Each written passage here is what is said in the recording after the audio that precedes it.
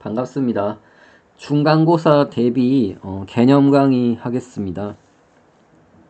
자, 화학과 학생 대상으로 하고 있고요. 다른 과 학생들 보셔도 되는데 이런 범위라든가 그런 게 화학과 학생들한테 맞춰져 있으니까 참고하시고요.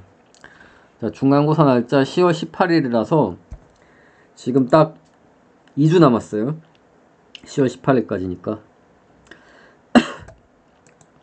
코로나 후유증 때문에 기침을 하니까 양해해 주시기 바랍니다. 그래서 21장부터 26장까지가 시험 범위인데 마지막 26장은 그다지 공부할 게 거의 없습니다. 그냥 오매 법칙 관련된 건데 별로 공부할 게 없고, 쿨롱의 법칙도 사실 1번 문제로 나올 수도 있는데 사실상 뭐 거의 공부할 게 없어요. 그래서 사실 이 4장 정도가 이제 중요합니다. 4장 정도가 중요하고, 위에 3장이 좀 관련이 있기 때문에 이 3장에 대해서 먼저 개념 설명과 문제풀이를 하겠습니다. 그리고 이 마지막 이 2장은 얘네들끼리 조금 관련이 있기 때문에 그래서 일단 지금 하고 있는 PPT 손노트 위주로 이제 강의 설명을 하고, 할리데이 서머리도 필요하면 넣고요.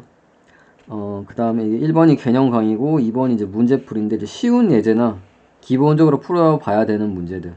그래서 2번까지 하면 안 되고 3번까지 해야 돼요. 3번이 실제로 난이도 있는 시험에 나올 만한 그런 문제를 제가 골라서 풀어보겠습니다. 여기까지 하고요.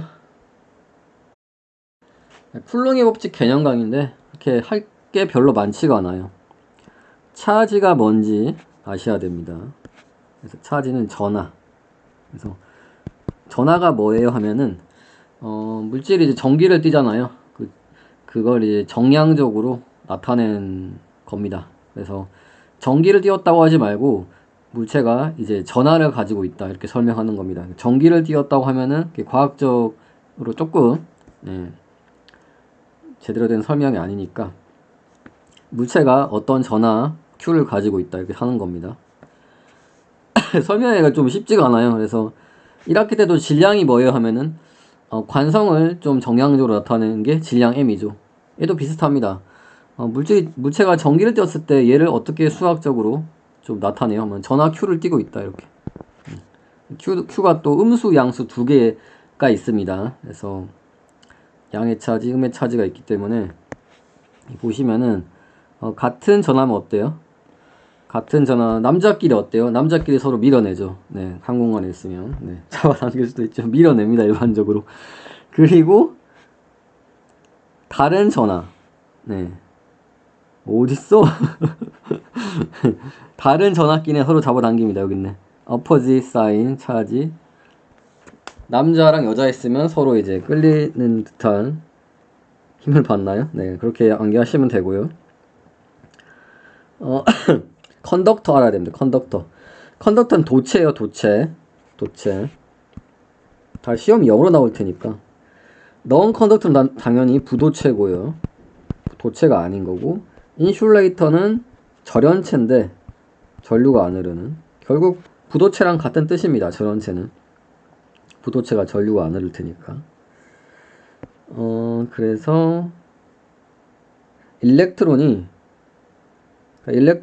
전하를 가지고 있어요. 일렉트론이 전자입니다. 일렉트론이 뭐예요 할 수 있는데, 일렉트론이 전자. 그래서 전자들이 자유롭게 움직일 수 있는 게 도체고요. 그래서 보통은 이제 오비탈 분포, 최외곽 전자들은 이제 금속 결합해서 좀 자유롭게 움직일 수 있거든요. 자유롭게. 그런 전자들, 자유롭게 움직일 수 있는 원자에서 외곽 전자들이고, 부도체는 원자 구성하고 있을 때 무조건 움직일 수 없습니다. 자유롭게 움직일 수 없어서 전하들이 이동하지 않는, 움직일 수 없는 그런 게 이제 부도체. 그래서 전류 흐른다 이러잖아요. 사실은 뭐 정확히 말하면 이제 전하가 흐르는 거예요. 그래서 Q가 시간에 따라서 얼만큼 이동하느냐, 그게 이제 전류의 정의예요. 그래서 도선의 한 면적을 어떤 시간 동안에 통과하는 전하량의 수, 그게 이제 전류로 정의됩니다. 당연히 어떤 시간 동안에 전하량이 2배로 더 많이 통과하면은 전류가 2배 더 많이 흐르는 거죠. 네. 이제 중간고사 범위는 아니고 나중에는 이제 나올 거고, 중간고사 때는 이 전하가 이렇게 흐르는 건 일단 좀 어렵기 때문에 전하가 고정되어 있는 것부터 시작합니다. 그래서 이제 3차원 공간에 고정되어 있을 수 있느냐 하고 물어볼 수 있는데, 일단 그냥 고정됐다고 가정하고 문제를 푸는 거예요. 그래서 쿨롱의 법칙부터 시작하겠습니다. 그래서 이 전하가 좀 이렇게 거의 안 움직이는 이런 걸 다루는 걸 이제 정적인, 그러니까 정전기학이라고 합니다. 정전기학. 그래서 우린 정전기학 할 건데, 보통 최소 전하 하나 정도는 이 3차원 공간에 고정을 해버리는 거예요. 왜 그러니 하지 마시고 일단 쉽게 도입을 한다고 생각하시면 됩니다. 이걸 공부하기 위해서. 그래서 어떤 고정되어 있는 Q1이 있고요. Q2는 고정 안 되어 있는 애라고 생각할게요. 그러면은 이 Q2가 받는 힘 어때요? Q2가 힘을 받아서 움직이겠죠. 이런 경우에 이런 식의 힘을 받는다. 떨어진 거리가 R이면은 마치 중력과 비슷하게 R 제곱분의 1꼴인데, 얘는 질량의 곱은 아니고 각각 가지고 있는 R자 전하량의 곱이에요. 그리고 4파이 엡실론 제로분의 1 뭐예요 할 수 있는데, 왜 이렇게 복잡해요 할 수 있는데, 이게 SI 단위에서는 좀 복잡하게 이렇게 보이고요. 우리 SI 단위 쓰잖아요. 그래서 뭐 CGS 단위계 같은 경우에서는 이게 또 사라지는데, 그래서 단위계 문제 때문에 뭔가 일어나는 그런 거라고 보시면 되고, 엡실론 제로 또 뭐예요 할 수 있는데, 제로는 진공이란 의미고, 제로가 안 붙는 경우는 그 진공은 아닌데, 우리 사실 진공에서만 나올 거예요. 시험 문제는 아마도. 그래서 퍼미티비티 컨스턴트인데 이제 유전 상수예요. 이거 몰라도 됩니다, 사실. 그리고 이 전체를 4파이 엡실론 제로분의 1을 전체를 K라고 놓을 때도 있어요. 그래서 이 K라고 놓을 때는 이걸 이제 K라고 놓을 텐데, K라고 놓을 때는 뭐냐면은 정전기 상수 또는 쿨롱 상수, 쿨롱 상수라고 할게요. 그래서 얘가 되게 커요. 10의 9승으로. 그래서 중력에 비해서 굉장히 좀 큰 값입니다. 그러니까 SI 단위 입장에서 보면은 우리 물체 두 개 있어도 서로 끌어당기는 힘을 못 받는데, 이 얘네들은 여러분들 이제 빗으로 머리카락 빗으면은 끌어당기는 힘 받죠. 그래서 좀 얘네들은 큰 애다. 넘어가고요. 국학정리 몰라도 됩니다. 안 나와요. 적분해서 계산해야 되는데, 결국 가우스 법칙으로 더 쉽게 증명할 수 있기 때문에 굳이 나올 필요가 없습니다. 그래서 속이 빈 국껍질 내부에서 힘을 받지 않는다던가, 속이 빈 국껍질 외부에 있는 애는 얘네들 전하가 전부 전하량이 중심에 모여 있을 때랑 같은 힘을 받는다, 이런 거 증명할 수 있는데, 1번, 2번 각각에 대해서 굳이 할 필요 없습니다. 적분도 이거 같은 경우에 굉장히 어렵기 때문에 할 필요가 없고요. 엘리멘터리 짜지. 코로나 후유증이 되게 오래가네요. 기침이 계속 나오는데. 기본 전화예요. 기본 전화. 기본 전화. 얘는 상수예요. 상수. 아까 Q는 상수가 아니에요. 아니, 문제가 한번 딱 결정되면 물론 상수로 나오겠지만, Q는 지금 1쿨롱이 될지 2쿨롱이 될지 문제에 따라서 다르잖아요. 1번 문제에서는 1쿨롱이고 2번 문제에서는 2쿨롱이고. 이제 엘리멘터리 차지는 어떠한 경우에도 E는 이 값을 가집니다. 1.6 곱하기 10 와서 19승 쿨롱. 이런 전하량을 가지고 있는 게 아니라 그냥 이 전하량 자체를 의미하는 겁니다. 네. 그래서 양성자의 전하량은 뭐다? 양성자의 전하량은 2입니다. 양성자의 전하량은 2고, 전자의 전하량은 뭐다? 마이너스 2예요. 그래서 2가 항상 뭐다? 2는 양의 값이에요. 물리상수 보면 대부분 양의 값이에요. 괜히 어려울 필요 없잖아요.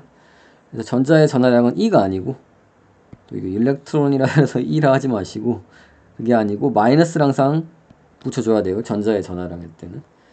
이름이 왜 기본 전하냐면은 이거보다 더 작은 전하는 없습니다. 그래서 항상 모든 이런 Q 이런 애들은 기본 전화 곱하기 정수로, 그러니까 자연수죠. 얘로 이제 표현될 수 있습니다. 뭐 전화 보전 법칙, 뭐 나중에 이제 키르이프 법칙 가면 중요하고요. 지금 쿨롱의 법칙 1학기 범위에선 그다지 뭐 몰라도 돼요. 네, 몰라도 되고. 일단 여기까지 끊고 가죠. 자, 그 다음에 22장 전기장 개념 설명입니다. 그래서 일렉트릭 필드예요. 그래서 필드가 뭐 마당, 장 뭐 이런 뜻인데, 뭐 어떤 넓은 그 공간음이에요. 네, 들판같이 넓은 그런 걸 의미합니다. 자, 그래서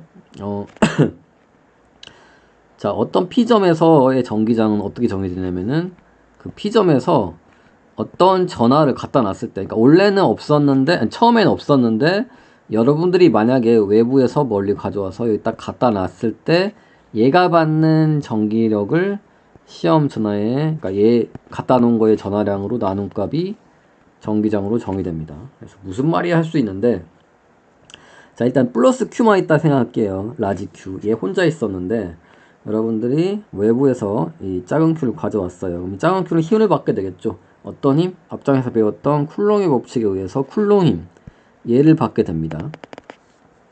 여러분들이 Q를 1쿨롱을 가져올 수도 있고 2쿨롱을 가져올 수도 있고 3쿨롱을 가져올 수도 있잖아요. 그렇기 때문에 Q는 변할 수 있는데 안 변하는 게 있습니다. 안 변하는 게 뭐냐면은 처음에 이 라지 Q는 그냥 갖다 놓은 거예요. 그냥 처음부터 있던 애. 얘는 안 변합니다. 그래서 어떻게 하면 좋냐면은 안 변하는 얘를 일단 계산을 해요. 1쿨롱 올 때마다, 바뀔 때마다 다 계산하기 귀찮죠? 그래서 어떻게 하면 좋다? F는 이 안에 걸 1하고 정의를 합니다. 그래서 F는 QE 또는 EQ 이렇게 놓으면은 좋습니다. 그리고 사실 정확하게 하려면 이제 벡터고요. 그러면 여러분들이 이제 몇 쿨롱을 갖다 놓은, 이게 바뀌는 건 어떻게 하면 된다? 전기장 이미 계산했으니까 Q만 곱하면 되는 거죠. 네, Q만 곱하면 된다. 그래서 해석은 어떻게 하냐면은 이 전기장은 이 공간의 이 지점에 여기 R에 또 함수죠. 이 지점에 이런 전기장을 만든다. 그러니까 공간에 뭔가를 만든다고 이렇게 생각하는 겁니다. 그래서 패러데이가 최초로 뭐 이런 생각을 했어요. 공간을 뭔가 이렇게 공간에 뭔가 생긴다. 안 그러면 이제 떨어진 얘네들 둘이 작용한다고 좀 이상하잖아요. 안에 아무것도 없는데 이 사이에. 안에 아무것도 없는 게 아니라 진공이 아니라 전기장이라는 뭔가 생긴다. 뭐 이렇게 생각한 겁니다. 그래서 어떻게 하면 된다고요? 전기장의 정의는 얘를 일로 이항하면 되는 거죠. 맞죠? 시험 전화. Q0는 별로 그렇게 너무 신경 쓰지 마세요. 제로 붙은 건 지금 없던 애를 가져와서 시험 전화라고 생각하시면 됩니다. 시험 전화. 네. 시험 전화가 없어도 어떻게 된다? 얘가 없어도 전기장이 있는 거예요. 전기장 계산하기 위해서 지금 이렇게 한 거고, 사실은 Q0가 없어도 어떻다? 전기장 자체는 존재하는 겁니다. 그냥 지금 전기장에 계산하는 방법이에요. 계산하는 것의 정의예요, 사실. 전기장 자체는 Q0가 없어도 존재하고 있습니다. 그걸 계산을 하려면 결국 힘을 계산해서 그걸로 정의되기 때문에 이런 거예요. 설명이 좀 어렵나? 그리고 전기장의 방향은 양의 시험 전화를 갖다 놨을 때 받는 힘의 방향이에요. 그래서 만약에 지금 이제 플러스 Q가 있을 때 여기다 양의 시험 전화를 갖다 놓으면 서로 같은 전화이기 때문에 서로 밀어내죠. 그러면은 전기장 방향이 이제 이쪽이 되는 걸 알 수 있어요. 네. 물론 음의 시험 전화를 갖다 놔도 이게 결국 음으로 나눠주게 되면은 이 정의 자체는 성립합니다. Q0가 음이어도 성립하는데 그렇게 하면 또 막 헷갈리니까 그냥 양의 시험 전화를 갖다 놨을 때 받는 힘의 방향으로 생각하는 게 별로 헷갈리지가 않아요. 여러분 생각할 때. 그래서 만약에 여기 마이너스 전화가 있다. 그리고 플러스 전화가 있다. 그럼 만약에 이 지점에서의 전기장의 방향은? 하고 물어보면 어떻게 하면 된다? 만약에 여기에 양의 전화를 갖다 놨을 때 얘는 어떤 방향으로 힘을 받아요? 왼쪽으로 힘을 받죠. 그러면 전기장의 방향에 따라서 왼쪽이 된다. 그래서 지금 이 문장을 넣은 이유는 이런 거 바로 한 방에 여러분들이 알라고 한 겁니다. 자, 그리고 이 전기장을 뭔가 좀 눈으로 보기 편하게 눈으로 보기? 네, 그래서 좀 시각적으로 표현하는 방법이 있습니다. 여기 이제 전기장선 또는 전기력선. 영어는 그냥 일렉트릭 필드 라인인데 한글 용어는 두 개가 있어요. 저는 뒤에 걸 쓰겠습니다. 두 개 중에 하나 골라야 되니까. 그래서 여러분들 전기장이 벡터라는 걸 알고 있기 때문에 물론 이 위에는 스칼라로 적었는데 일반적으로 3차원적으로 이제 벡터입니다. 그래서 그리고 스칼라로 적는 이유는 굳이 이렇게 대칭성이 있는 경우 그냥 결국 이 방향이 결국 구대칭이기 때문에 스칼라로 적어도 문제 없는 경우는 그냥 이런 식으로 스칼라로 적으니까 오해하지 마시고, 원래는 정확하게는 벡터로 이제 적어야 되는 거예요. 근데 그냥 성분만 표시해도 뭐 크게 상관없다. 자, 다시 여기 돌아와서, 그래서 벡터를 화살표로 표시할 수 있어요. 배웠듯이 화살표의 길이가 그 벡터의 크기고 화살표의 방향이 그 벡터의 방향이죠. 이게 수학 시간에 아마 배웠겠죠, 미적분 시간에. 근데 이제 물리에서는 이렇게 화살표로 표시하는 것보다는 선으로 표시하는 걸 좋아해요. 그래서 전기장의 화살표 표현. 한글이 좀 이상하네. 전기장을 화살표로 표현하기보다는 전기력선으로 표시하는 것을 선호합니다. 근데 이제 가까이 있으면은 전기장 크기가 크고 멀리 있으면 전기장 크기가, 그러니까 세기가 약하다는 걸 알고 있는데, 그러니까 이거 길고 짧죠. 근데 이 선으로부터 알 수 있느냐? 네. 그러니까 방향은 당연히 쉬운데 크기를 알 수 있느냐? 알 수 있습니다. 어떻게 아냐? 그게 다음 장에 나올 가우스 법칙입니다. 다음 장에 설명하고요. 그러니까 촘촘하면 크고 이 개수가 좀 별로 이게 느슨하면 별로 없으면은 약한 거예요. 그걸 정량적으로 나타낸 게 가우스 법칙이에요. 정량적이라는 얘기는 정확히 수학적으로 구한다는 의미입니다. 정성적이라는 얘기는 대충 말로 이렇게 때우는 걸 정성적으로 뭐 이렇게 얘기합니다. 별로 중요한 건 아니었는데, 점전화 Q가 만드는 전기장 위에서 설명했죠. 여기 이 안에 얘네 시험 전화 뺀 얘로 이제 일단 계산할 수 있는 애를 계산하는 거라고 다시 적으면 되죠. 4파이 엡실론 제로분의 1. 여기서 R 떨어진 곳에서의 전기장 R 제곱분의 Q 이렇게 하면 되는데, 또 이제 벡터 표시가 안 돼 있으면 여기서 끝내도 되고요. 왼쪽이 벡터면 오른쪽도 벡터죠. 단위 벡터를 보통 이렇게 표시해 줍니다. 단위 벡터.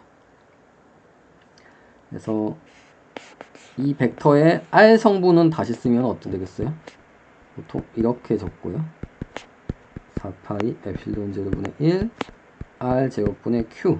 R 헷 하면 안 되죠. 스칼라로 적었잖아요. 그리고 보통 좀 이렇게 명확한 경우에는 R만 있기 때문에 R을 또 생략할 때가 있어요. 그래서 보통 이렇게. 더 어떻게 된다? 이렇게 써도 틀린 거 아니고요. 이렇게 써도 틀린 거 아니에요. 저는 굳이 이렇게 복잡하게 하기보다는 이 표현을 더 선호합니다. 심플한 게 더 좋으니까. 그리고 전기장 연습 문제 중에 유한선전하, 원판, 그러니까 유한선전하의 분포에 의해서 생기는 전기장을 구하는 문제, 원판에 이게 고르게 전하가 분포하고 있을 때 원판에서 떨어진 곳에 전기장 구하는 문제. 일렉트릭 다이폴은 뭐냐면은 플러스랑 마이너스 차지가 가까이 붙어 있을 때 여기서 떨어진 거리에서의 뭐 전기장 구하는 문제. 얘네들이 정확히 이 문제가 나오지 않는 한은 출제 확률이 좀 낮아요. 그래서 막상 얘네들 다 공부하려면은 처음 공부하는 입장에서 최소 3-4시간 걸립니다. 그래서 솔직히 이거 공부할 바에는 가우스 법칙을 공부하는 게 훨씬 낫습니다. 그래서 하지 마시고요. 출제 확률도 낮은데 공부 다 하시고 시간이 남으면은 우선순위는 1번, 그리고 얘네들 두 개 나올 확률 낮아 보이는데 1번 굳이 하자면 1번, 2번, 3번이고 2, 3번 사실 안 해도 될 것 같고, 그냥 시간 남으면 일렉트릭 다이폴 전기 쌍극자만 공부하는 게 낫지 않을까, 네, 그렇게 생각이 좀 들고요. 진짜 시간 나오면은 원판이랑 유한선전하면 좋을 것 같고, 사실 원판을 키우면은 무한평면이고 유한선전화도 키우면은 무한선전화인데, 무한판이랑 무한선전화는 가우스 법칙으로 쉽게 풀 수 있습니다. 뒷장에서 굳이 얘네들 할 필요 없어요. 플렁이 법칙으로 굳이 적분을 해서 어렵게 할 필요가 없습니다. 그래서 이 문제들은 스킵하시기 바랍니다.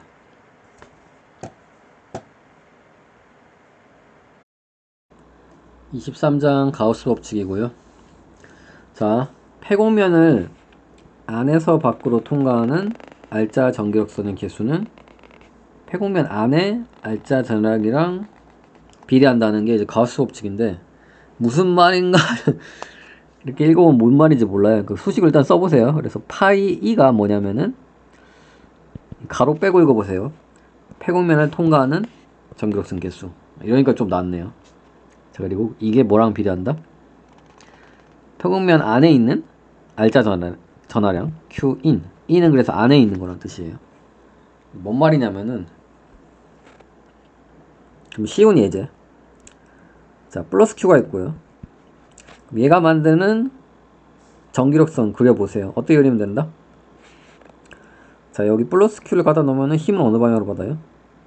서로 밀어내겠죠? 이쪽 방향 맞죠? 그러니까 이런 식으로 되겠죠? 방향이 이런 식으로. 그리고 이 폐곡면은 여러분들이 임의로 잡을 수 있어요. 그래서 가우스 곡면이라고 하는데, 여러분들이 아무렇게나 잡아도 상관없습니다. 저는 이렇게 잡아보겠습니다. 이렇게 폐곡면. 그래서 이게 지금 3차원이에요. 3차원. 자, 2차원으로 그렸는데 3차원이라 생각하시고, 설명은 2차원을 사겠지만, 그래서 이게 안에서 밖으로 통과하는, 왜 밖에서 안으로 하면 안 되고 안에서 밖으로 했느냐, 뭐 이렇게 물어볼 수도 있는데, 일단 보세요. 안에서 밖으로 통과하는 알짜 전기력선 개수 몇 개예요? 여기서 하나, 안에서 밖으로. 둘, 셋 있죠. 왜냐면 이 풍선 안에서 밖으로 통과잖아 지금. 그래서 전기력선 개수 이거 3인가 할 수 있는데 아니죠. 밖에서 안으로 갈 때는 마이너스 해야 됩니다. 밖에서 안으로. 그건 또 몇 개예요 여기서? 방향이 밖에서 안으로 하나, 둘, 셋이죠. 마이너스 3 해야 된다고. 이 경우 파이는 뭐예요? 파이는 0이 됩니다. 이게 이 안에 있는 알짜 전하량이랑 같나요? 이 안에 뭐 있나요? 아무것도 없죠. 전하 없으니까 0이에요. 그래서 이 경우 뭐예요? Q는 0이죠. 00 같죠? 그래서 좀 쉬운 예제를 해봤습니다. 좀 일리가 있나요? 자, 그래서 이 파이를 어떻게 정의하면 좋냐면, 지금은 쉽게 그냥 대충 그려서 3, 3이라 했는데 실제로 이렇게 3, 3은 아니고요. 좀 더 정의를 엄밀하게 해야 됩니다. 그래서 어떻게 할 거냐면은, 자, 어떤 곡면을 통과하는 전기력선 개수는 어떻게 정의할 거냐면은, 인테그랄 전기장 내적 어떤 미소 면적이랑 내적한 다음에 면적 벡터입니다. 그거 다 더하면 돼요. 그래서 이게 이제 파이인데,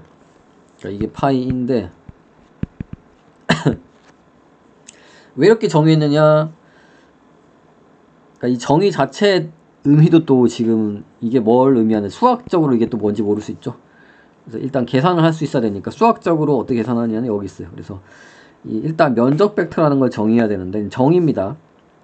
어떤 면적이 있을 때 이 면적 벡터는 이 면적을 구해요 일단. 그래서 이 면적이 결국 이 벡터의 크기가 됩니다. 그래서 뭐라고요? 이 화살표의 결국 길이가 면적 벡터의 크기가 되고요. 방향은 어떻게 되냐면은 이 면적의 수직인 방향. 네. 문제는 이게 아래 방향도 있어요. 수직이면은. 그래서 그냥 이렇게 주어졌을 때는 사실 면적 벡터가 두 개가 있을 수 있습니다. 그런데 그러면 어떻게 풀어야 할 수 있는데, 가우스 법칙은 항상 폐곡면이에요. 얘는 지금 면이 지금 닫혀있지 않잖아요. 그러니까 풍선처럼 이렇게 면이 이렇게 공기가 못 빠져나오게 이렇게 꽉 닫혀있는 게 이제 폐곡면이고, 그런 경우에는 안이 있고 밖이 있는 거죠. 이런 경우 어떻게 돼요? 이 작은 면적에 대해서 면적 벡터 어떻게 된다고? 이 작은 면적이 벡터의 길이가 되고 이 방향은 어떻게 해야 된다? 안으로 들어가는 방향이 아니라 밖으로 나오는 방향으로 하나밖에 없죠. 그래서 이 빨간색에 대한 면적에 대한 면적 벡터는 정확히 이 방향이 되는 겁니다. 그리고 두 번째 경우를 보면은 만약에 인테그랄 말고 이 작은 것에 대해서 이 면적이 dA를 할게요. 이 면적 되게 작다 생각하면 d를 붙이는 거죠. 근데 만약에 이때 전기장 벡터가 이 면을 따라가는 방향이다. 만약에 둘이 내적하면 어떻게 돼요? 이 벡터랑 dA 벡터랑 내적하면 0이죠. 왜냐면은 코사인 90도잖아요. 그래서 이거 계산하면은 두 개의 크기 곱하기 코사인 사이각인데 코사인 90도는 0이죠. 그래서 계산하면 0이 되는데 이게 당연한 게 면을 통과하는 알짜 전기력선 개수랄 텐데 면을 통과하나요? 통과 안 하잖아요. 이 경우는 면을 통과하려면은 이쪽으로 가야 통과하는 거잖아요. 면을 통과하기 위해서는 전기장이 그렇죠. 그래서 이렇게 면적 벡터와 90도를 이루면은 통과하지 않는다. 네, 그렇게 생각하니까 뭐 이 내적 붙는 게 이제 이해가 가시죠. 그런 면에서는. 그리고 이렇게 내적도 붙는 이유가 또 비스듬하게 통과하는 경우 있어요. 그러니까 전기장 방향 이쪽 방향인데 면적 벡터 방향은 이쪽 방향. 그러니까 면이 좀 비스듬하게 있는 경우. 이런 경우에는 코사인 세타 해줍니다. 그래서 내적이 붙은 겁니다. 코사인 세타. 좀 이해가 가는 게 같은 이 면적인데 만약에 이렇게 하면은 여길 통과하는 전기력선 개수가 더 많아질 거예요. 왜 그런지 이해가 가시죠? 이거 엄청 비스듬하게 세워보세요. 엄청 비스듬하게 만약에 하면은 3개 통과할 게 하나밖에 통과 안 하잖아요. 이렇게 각도를 많이 이렇게 눕혀버리면은 이해 가시죠? 결국 개수는 어떻게 된다? 내적한 거에 비례하고 왜 인테그랄 붙었냐면은 실제로는 이렇게 곡면을 이루기 때문에 할리데이츠에서 보셨을 겁니다. 결국 이 작은 거 다 이거 계산한 다음에 작은 거에 대해서 작은 DA에 대해서 다 계산한 다음에 다 더해줘야 되는데 또 이제 아주 작은 경우에 그냥 인테그랄을 표시하죠. 다 더하라는 의미. 언제까지 더하냐면은 이 폐곡면 전부 다 감싸는 이 작은 거 전부 다 해야 써야 됩니다. 그래서 아까 설명했듯이 바깥에서 안으로 들어갈 때는 전기력선이 바깥에서 폐곡면 안으로 들어갈 때는 어떻게 된다 이거? 이 작은 거에 대한 전기 손속이 플럭스가 음수가 되고요. 안에서 밖으로 나올 때는 양수가 되는 겁니다. 그래서 그리고 왜 안에서 밖으로 했냐? 밖에서 안으로 하면 안 되냐 물어볼 수 있는데 여기 보시면은 이것 때문에 그래요. 전기장 정의 자체가 양의 시험 전하를 갖다 놨을 때 받는 힘의 방향이랑 같거든요. 그러니까 전기력선 방향이 양의 시험 전하가 있으면은 거기서 이제 뻗쳐서 나가는 방향입니다. 네, 그래서 이런 경우에도 그러니까 만약에 이제 가우스 폐곡면을 만약에 가우스 폐곡면을 이렇게 잡는다 만약에 그럼 어떻게 돼요? 안에 이제 플러스 Q가 있고 다 어때요? 안에서 밖으로 나오게 되는 거죠. 방향이 전부 다. 네. 그랬을 때 어때요? 이게 양의 값이고 폐곡면 안에 알짜 더나가 양의 값이죠. 얘도 양의 값이죠. 네. 그래서 안에서 밖으로 정의하는 이유는 그냥 전기장의 정의를 처음에 플러스 전하를 갖다 놨을 때 받는 힘의 방향 그렇게 정의를 했기 때문에 그래요. 네, 그렇기 때문에 이게 이쪽으로 양이 있으면은 전기력스 방향이 나가는 방향이 되기 때문에 그렇습니다. 근데 이해를 못해도 푸는 데는 지장이 없거든요. 그냥 수학을 보시고 푸셔도 크게 지장은 없어요.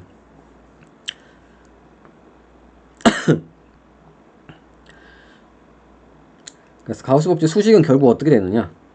네, 어떻게 되냐면은 인테그랄 그러니까 플럭스가 뭐랑 같다? 플럭스가 뭐예요? 자꾸 물어볼 수 있는데 여기 플럭스가 한글로는 전기 선속이라 그러고요. 기호로는 파이라 적고요. 꼭 이제 폐곡면 아니어도 되고 어떤 곡면이어도 되는데 가우스 법칙에서는 폐곡면이어야 됩니다. 그래서 그냥 인테그랄 DA라 하면 안 되고 꼭 여기다가 동그라미 쳐주세요. 이 동그라미 뭐냐면은 폐곡면이라는 의미입니다. 풍선처럼 폐곡면이라는 의미이고, 이게 뭐랑 같다? 폐곡면 안에 알짜 전화량과 같다. 그래서 qin 하면 되는데 양변의 차원이 달라요. 그래서 어떤 상수를 곱해주거나 나눠주는데 여기는 상수를 나눠줄 겁니다. 그래서 아까 우리 쿨롱의 법칙에서 봤던 엡실론 제로, 그러니까 진공에서 유전율이랑 같은 겁니다. 그래서 차원을 맞춰주기 위해서, 그리고 쿨롱의 법칙이랑 일치하기 위해서 얘를 밑에다가 이제 있고, 이거 꼭 암기를 꼭 하셔야 돼요. 그래서 전부 다 통째로 암기를 하셔야 됩니다. 그래서 이게 쿨롱의 법칙이랑 사실 등가인식이에요. 등가인식인데 그럼 왜 이걸 왜 하느냐 할 수 있는데, 문제를 되게 쉽게 풀 수 있어요. 네. 전화분포가 대칭인 경우에 문제를 굉장히 쉽게 풀 수 있기 때문에, 그래서 가우스 법칙을 배워서 문제를 푸는 것이다, 이렇게 생각하시면 됩니다. 자, 퀴즈입니다. 퀴즈. 이 경우에 인테그랄 EDA 하면 뭐예요? 뭐가 된다? 이거 가우스 법칙의 우변 어떻게 된다? 이 경우에 0입니다. 0. 그럼 안에도 전화 없는 거예요. 이렇게 되면 안에 전화 없어 보이죠? 없는 것 같나요? 연장해 보면은 뭔가 이쪽에 하나가 나오는 거 같나요? 가는 것 같지 않나요? 여기 Q 하나 있을 거야 아마. 아무리 봐도 그 모양인데. 여기 플러스 Q 하나 있을 거예요. 그런 경우입니다. 여기 안에는 아무것도 없고. 느낌이 오나요? 아까 이 설명한 이거랑 같은 거예요. 네. 처음에 설명한 그거랑 지금 똑같은 그림입니다. 네. 제가 맨 처음에 여기 그렸잖아요. 0은 0이다. 네, 그거랑 같은 거예요. 느낌이 잘 안 올 수 있는데, 폐우면을 통과한 정기로스 개수 왜 얘로 정의하는가? 그러니까 점전화의 경우 한번 쿨롱의 법칙이랑 비교해 보면은 이렇게 정의가 되면 알 수 있어요. 그래서 쿨롱의 법칙에 의하면 어떻게 된다? 이 R 떨어진 곳에서의 전기장 어떻게 된다? 쿨롱의 법칙에 의한 전기장. 앞에서 우리 계산했었죠? 어떻게 된다? R 성분은 4파이 에필론 제로분 1하고 R 제곱분의 이 안에 있는 Q 뭐예요? 여기선 스몰 Q네? 스몰 Q. 근데 만약에 여러분들이 그리고 지금 떨어진 R에서 이렇게 뭔가 구를 잡았죠. 이 구가 지금 임의의 폐곡면이에요. 그래서 이름을 따로 가우스 면이라고 합니다. 가우스 서피스. 얘를 만약에 좀 다르게 잡을 수도 있겠죠. 가우스 면 이런 식으로 R을 키울 수도 있겠죠. 근데 R을 키워도 어때요? 플럭스 변화 있어요? 플럭스 변화 있어요? 플럭스 변화가 있나요?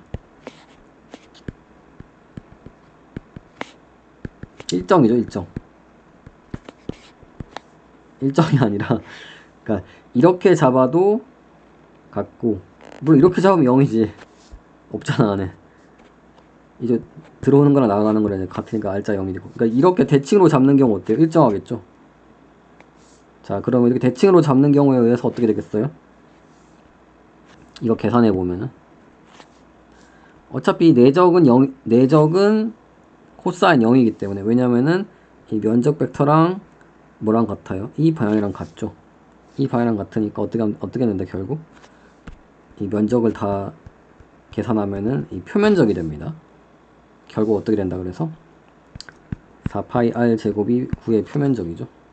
그래서 얘도 곱하기 4파이 r 제곱, 이렇게 뭐가 돼요? 얘가 이제 플럭스 파이 2가 되고요. 그 대칭으로 잡은 경우에 r 제곱이 약분되죠. 의미하는 게 뭐다? 그래서 이게 다시 써볼게요. 엡실론 제로분의 q가 되는 거죠. 아까 뭐라 그랬어요? 이 안에 근데 뭐가 있어요? q 하나밖에 없죠. 가우스 법칙에 의해서 뭐라고요? 엡실론 제로분의 q가 돼야 된다고요. 여기까지가 뭐 한 거예요? 전기력선 통과하는 전기력선 계수 플럭스 구한 거고, 이게 뭐였어요? 앞장에서 이거였죠, 이거. 이 뒤에 있는 거 쓴 거예요.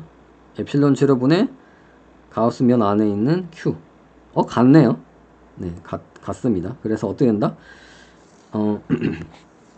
여러분들이 r을 아무리 늘려도, r을 아무리 키워도 이렇게, 아무리 키워도 여기를 통과하는 정기력선 계수 몇 개 돼요? 이 그림상으로 설명하겠습니다. 하나, 둘, 셋, 넷, 다섯, 여섯, 일곱, 여덟 개. 8개로 변화가 없다고요. 네. 지금 그게 이제 앞의 의미고, 아무리 키워도 이 안에 있는 전화 몇 개예요? 하나, q 하나밖에 없죠. 네, 그런 의미입니다.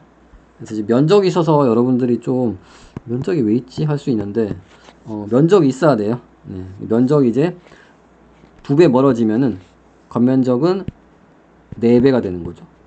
근데, 결국 전기장은 4분의 1배가 됩니다. 전기장 세기는. 네. 그래서 결국 어떻게 된다? 상쇄가 되니까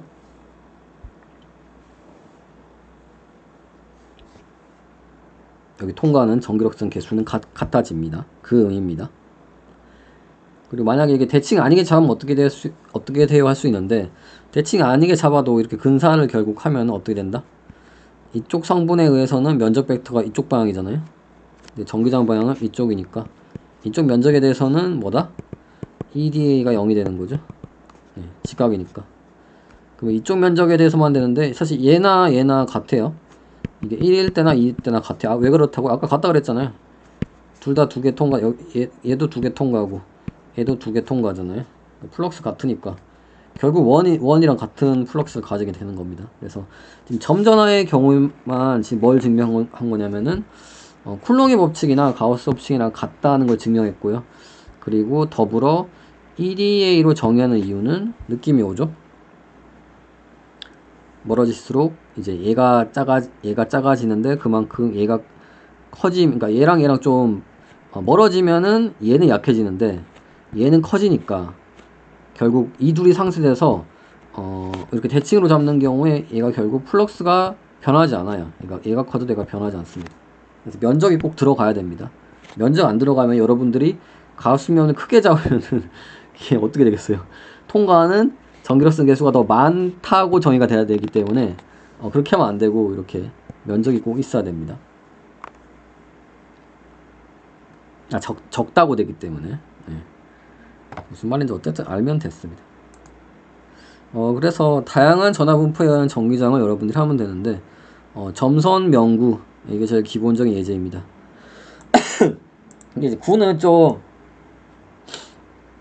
퍼펙트 물리 문제에서 나오거든요. 그때 하고, 난 점선 면제, 점은 방금 했어요. 별로 할 게 없고요. 아까 했는데 뭐라고요? 전기장 결국 구해보면 R 제곱분의 1로 쿨롱의 법칙이랑 같습니다. 그래서 앞장에서는 좀 쿨롱의 법칙을 그냥 쓴 거였고, 다시 가우스 법칙으로부터 구하는 건 이제 좀 이따 하겠습니다. 바로 하겠습니다. 선전화 같은 경우 어떻게 되겠어요? 선전화. 이게 간격이 같기 때문에 전기장, 이 밀도가 전기장 세기랑 비례한다 그랬죠? 대충 봤을 때.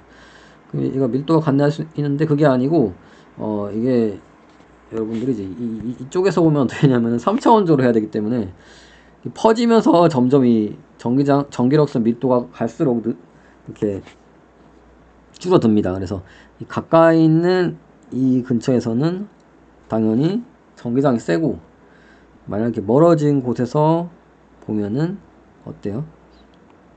전기장이 약해집니다. 당연히 그렇게 되겠죠. 가까운 곳이 더 촘촘하잖아요. 선 밀도가. 그래서 이거 같은 경우에는 이런 원통을 통과하는 전기력선 개수를 보면 돼요. 그게 이제 플럭스죠. 얘가 무한선전화예요. 무한선전. 유한은 적분해야 되는데 좀 어렵습니다. 제가 아까 안 풀어도 되는 문제 중에 하나가 유한선전화 그랬죠. 무한대. 그럼 이 대칭성에 의해서 전기력선이 한쪽으로 갈 수 없어요. 이쪽이나 이쪽 방향이 될 수가 없습니다.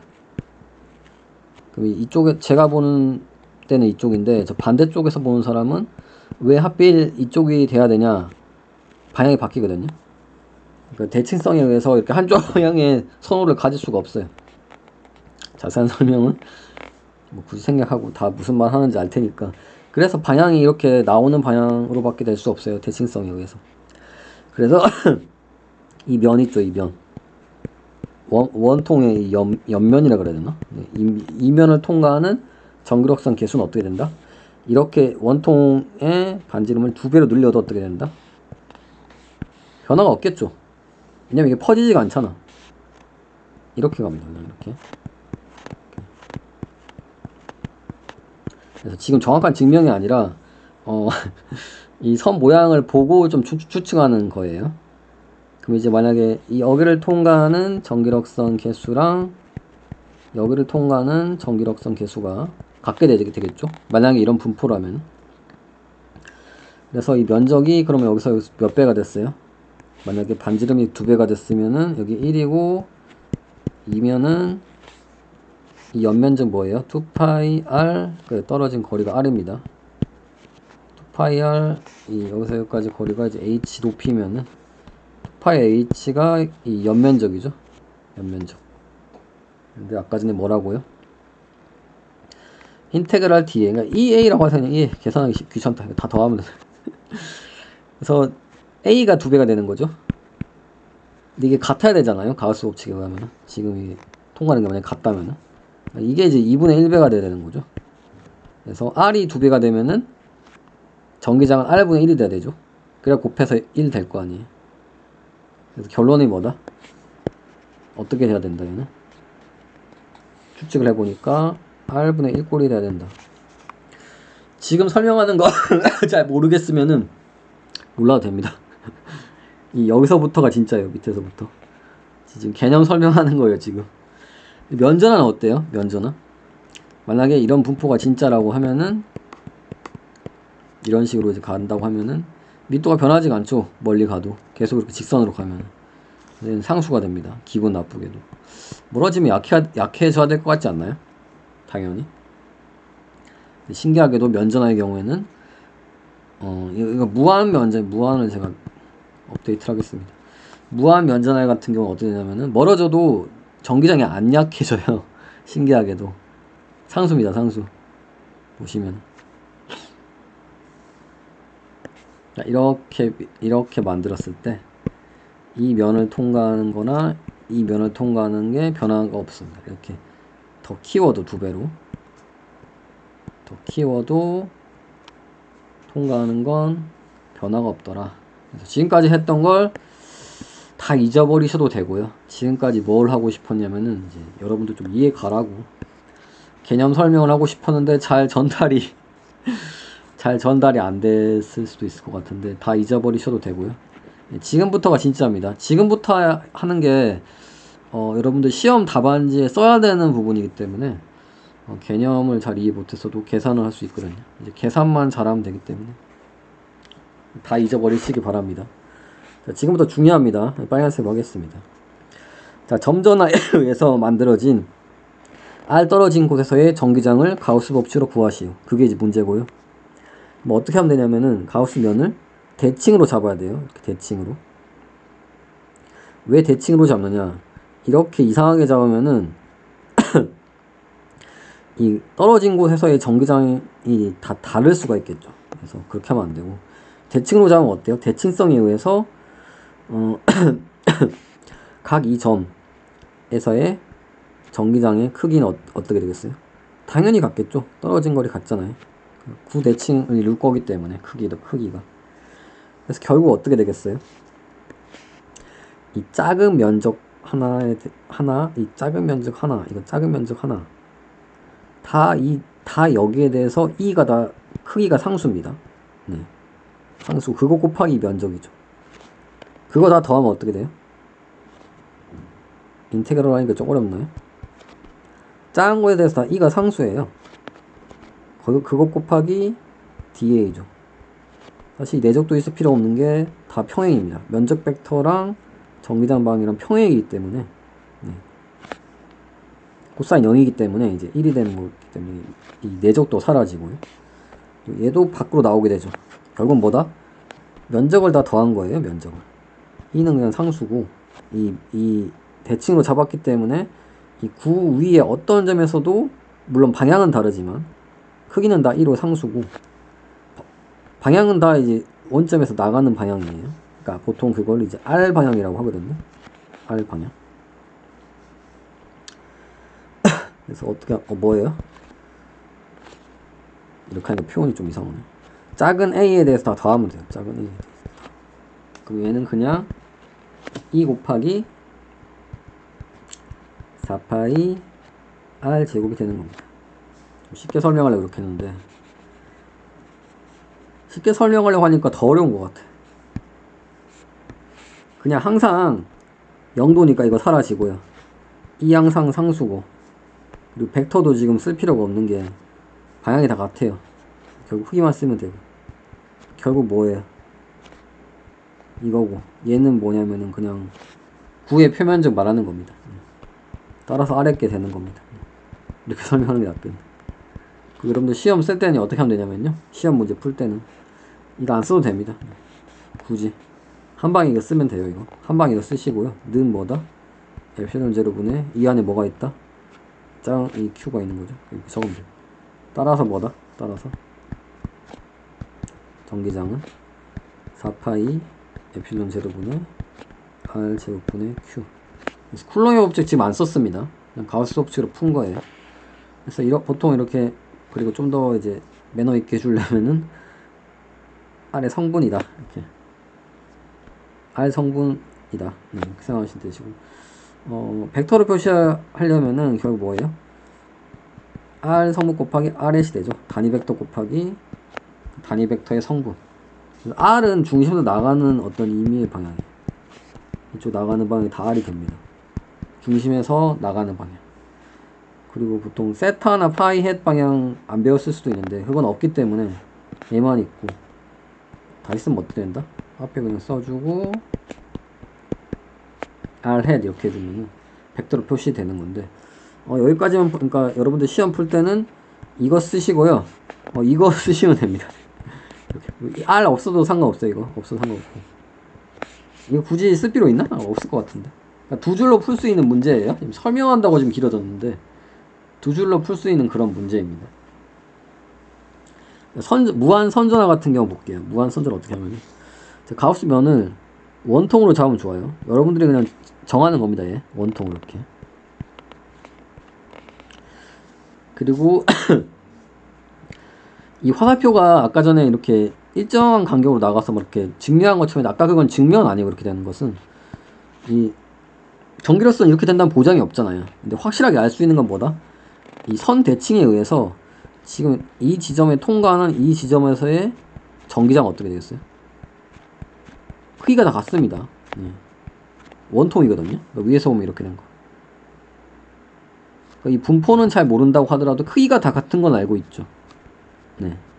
그렇기 때문에 어떻게 된다? 이게 상수가 되는 거죠. 상수가 되는 것도 얘 상수가 되고, 얘도 마찬가지로 모든 이 옆면적, 옆면적에 대한 그 면적 벡터랑 전기장 벡터가 평행합니다. 내적도 사라집니다. 얘도 결국 어떻게 되느냐? 적분 밖으로 나갈 수 있고요. 상수기 때문에. 그래서 그냥 얘도 어떻게 된다?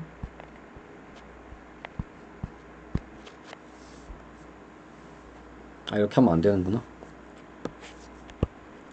지금 옆 뚜껑이 있어요. 그래서 이 옆 뚜껑 있죠. 옆이랑 이제 아래 뚜껑. 그래서 이 뚜껑이 아니라, 그래서 이걸 세 부분으로 나눌 수 있어요. 그래서 지금 우리가 한 것은 이 녹색 부분이고요.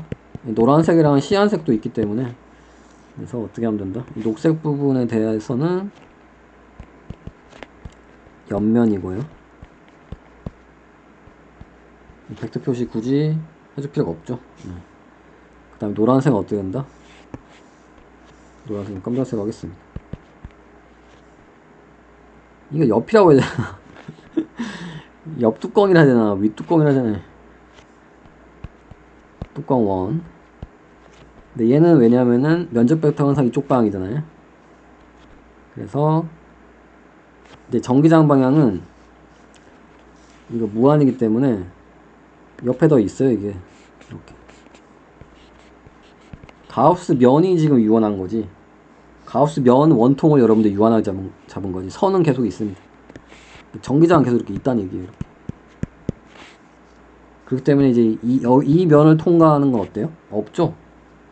90도잖아. 이 면적 벡터랑 전기장이랑 90도잖아요. 그래서 어떻게 된다? 얘랑 얘가 0이 되는데, 왜냐면은 90도라서 둘이 내적하면은 0이 되더라. 뒤에 것도 마찬가지로 뚜껑 2에 대해서도 똑같이 어떻게 된다?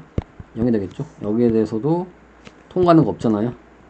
통과하는 거 없기 때문에, 통과는 옆으로다. 이렇게 전기장 방향이 있기 때문에 없다. 그래서 결국 어떻게 된다? 옆 면적만 구하면 됩니다. 그러니까 원통의 이 녹색 부분 면적만 구하면 되는 거예요. 그럼 어떻게 된다 결국? 원통 펼치면 어떻게 돼요? 이 원주 곱하기 이 높이 h가 되겠죠? 이렇게 펼치면 이렇게 되니까 이게 h고, 원주는 뭐예요? 2πr이죠. 원통 펼치면요. 곱하면 어떻게 돼요? 2πr h죠. 이게 뭐랑 같다? 엡실론 제로분의 이 안에 있는 전하량, 가우스 면 안에 있는 겁니다. 가우스 면 안에 있는 전하량 Q인인데, 보통 이런 선전하 같은 경우에는 선전하 밀도를 주어집니다. 그래서 선전하 밀도 어떻게 정의되냐면은 보통 이 람다로 주어지고요. 선전하 밀도는 어떤 길이분의 그 길이 안에 있는 어떤 Q, 이런 식으로 선전하 밀도가 주어지고, 이게 상수로 람다, 이 선전하 밀도가 상수로 이제 보통 주어집니다. 그래서 다시 풀면 어떻게 되나요? 그래서 가우스 법칙 쓴 거고요. 이는 어떻게 된다? 2파이 엡실론 제로분의 r, 그리고 어떻게 써야 되나? 자, h분의 q인이 되는 건데, h분의 q인 뭐라고요? 얘랑 같아요. 보세요. 이 길이분의 길이가 h였죠? 이 안에 있는 거 뭐라고요? 이 안에 있는 게 q인이었죠. 정확히 선전하의 밀도의 정의에 의해서 어떤 길이분의 그 길이에 해당되는 전하량이죠. 이게 그러니까 뭐예요? 이게 람다가 되는 거예요. 결론은 뭐다? 정답은 ER은 2파이 엡실론 제로분의 R분의 선전한 밀도 람다. 이게 정답이 됩니다. 되게 설명하다 보니까 길어졌는데, 사실 길게 푸는 문제가 아니고요. 문제 나오면 어떻게 풀면 된다? 가상의 가우스 공면을 여러분들이 이렇게 대칭으로 잡고, 여기랑 여기는 통과하는 거 없겠네, 0이네 하고 굳이 안 써도 되고요. 문제 푸실 때 바로 이걸 한 방에 쓰시고, 그 다음에 이항한 다음에, 그러니까 이 정도는 한 번 더 쓰셔도 되고, 한 번, 두 번, 세 번 정도 쓰시면 돼요. 그러니까 두 줄 쓰면 바로 답이 나오네. 이렇게. 얘는 한 줄 쓰면 바로 답이 나오고. 구질구질하게 이걸 설명할 필요가 없어요. 눈으로 보니까 통과 안 하네. 충분합니다. 틀렸다고 안 합니다. 교수님들 채점할 때 절대 틀렸다고 안 하니까 한 줄, 두 줄 정도 쓰면 됩니다. 풀이 과정. 그래서 아까 전에 말했듯이 2배 멀어지면 전기장이 2배 약해지는 R분의 1꼴 되는 거죠.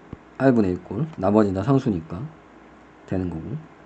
자, 무한 면전하는 가상의 가우스면은 어떻게 잡으면 좋냐면은 원통이나 직사각형은 상관없는데 원통으로 잡겠습니다. 이 경우도. 그래서 원통으로 이렇게 여기가 이렇게 되는데, 자, 어떻게 되냐면은 이 윗뚜껑의 면적 벡터 방향 어느 방향이에요? 안에서 밖으로 나가는 방향으로 정의한다 그랬죠. 이쪽 방향입니다. 이쪽 방향이 뭐다? 이쪽 방향이, 이게 DA라고 굳이 할 필요 없는 게, 이게 그냥 방향이 똑같잖아요. A 벡터라 해도 그냥 상관없을 것 같아요. 뭐 DA라고 하시던가. 아래 방향 어때요? 이 아래 방향 면적 벡터 방향, 이 가우스면 안에서, 어떤 이 공면 안에서 밖으로 나가는 방향이니까 안에서 밖으로 나가 이쪽 방향이 되겠는 거죠. 얘는 방향이 아래 방향이 됩니다. 이렇게. 옆면 어때요? 옆면은 방향이 다 다르죠. 여기선 이쪽이고 여기선 이쪽이고 저기선 저쪽이고 여기선 이쪽이고. 네. 그냥 DA라고 할까요? 방향이 다 다른데 문제는 DA랑 이 전기장이랑 항상 어때요? 전기장 방향이랑 수직입니다. 결국 플럭스 어떻게 되겠어요? 이 옆면에 대해서는 플럭스 계산하면은 0이 됩니다. 플럭스가 뭐라 그랬죠? 여기를 통과하는 정기력선 개수라고요. 통과하는 거 없잖아요. 귀찮으니까 안 적을게요. 굳이 또 이렇게 수직한다고 적기 귀찮으니까. 여러분들 시험에 문제 푸실 때 어떻게 하면 된다? 근데 이거 그려는 주셔야 돼요. 가우스 공면. 풀이 과정에 좀 그려주면 좋습니다. 어떻게 하면 되냐면은 인테그랄 윗뚜껑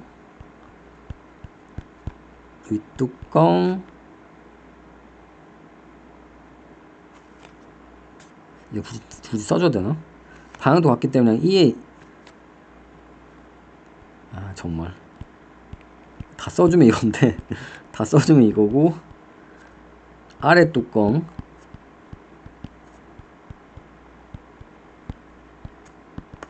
옆면 다 써주고 있네. 옆면인데 이게 결국 얘랑 같죠? 전체 다 한 거니까 지금 3개 하면 전체 다 하는 거잖아요. 이거 수직이라서 0이 되고요. 얘는 그냥 뭐다? 면적 그냥 a 곱하기 2 되는 거죠. 얘도 면적 2 곱하기 1 되는 거죠. 굳이 얘를 쓸 필요 없고 제가 어쩌다 보니까 썼는데 바로 뭘 쓰면 된다? 2a 더하기 2a 하면 되죠. 네. 이게 뭐랑 같다?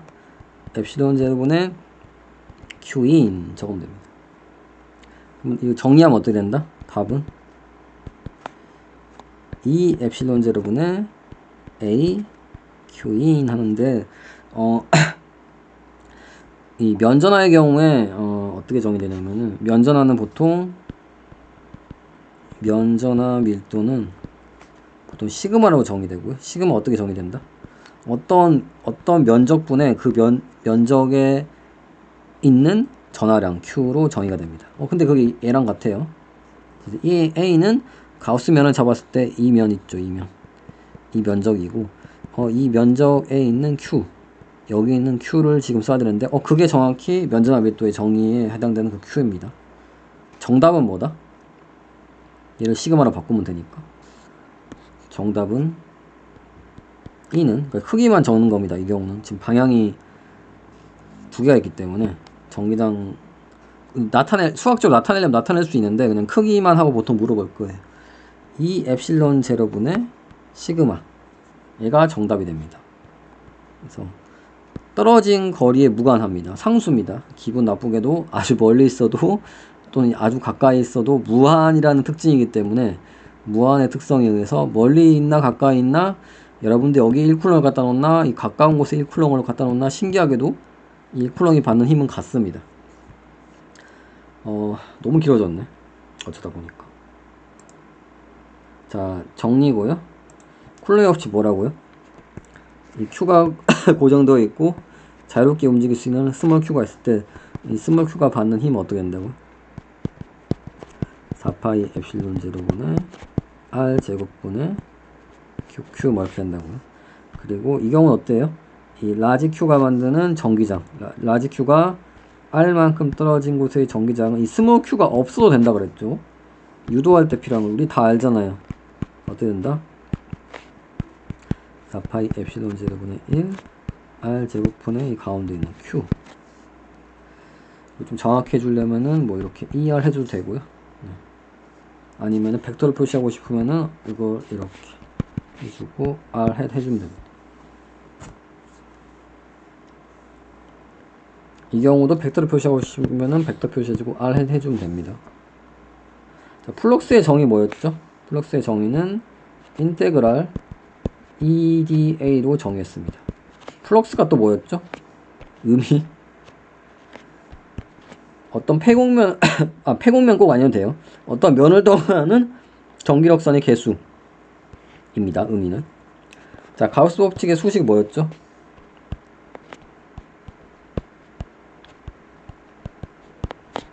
엡실론 제로분의 Q인 어떤 가우스면 안에 있는 전하량.